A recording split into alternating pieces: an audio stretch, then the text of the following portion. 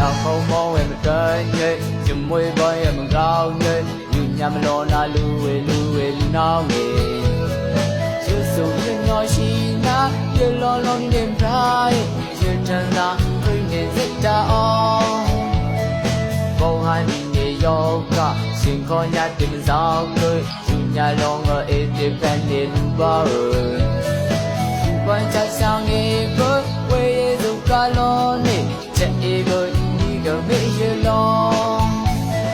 để lại quê nhớ dù nhắm lo na cả cha cả ông với lời cho con đi na sớm lên quê đi na lưu bơi rồi sớm lên quê đi na lo bu quê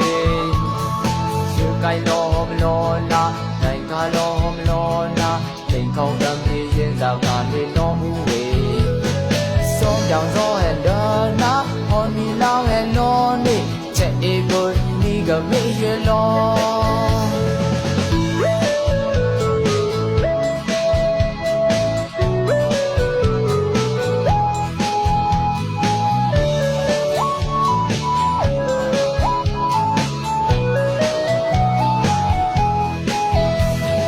nào không mong em trời nhé chùm môi bơi em gạo nhé dù nhà mình lo na lu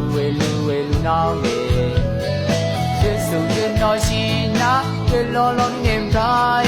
chưa chân ra khơi nên rất đã bao hai mình để yoga xin có nhà tìm sao cười dù nhà lo ngờ em tìm fan nên lu bao dù quan chắc sao nghe với quê dù cả lo nè chạy với đi gần mấy giờ lo để lại quê nhớ nhắm lo na tất cả các ông lưu với lời cho con đi na sớm lên quê đi na lưu bơi rồi sớm lên quê đi na lo mu quê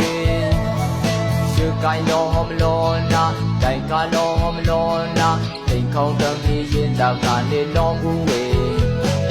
sông dòng gió hẹn đơn ná hòn mi lao hẹn non đi chạy vơi đi gần mấy giờ lo để lại quê nhớ nhắm lo na tất cả các ông lưu với lời trong con đi na sớm lên quê đi na lưu bơi rồi sớm lên quê đi na lo mu quê cay lo na cay cả lo na tình không đâm đi trên rào cản nên lo mu về sông dòng gió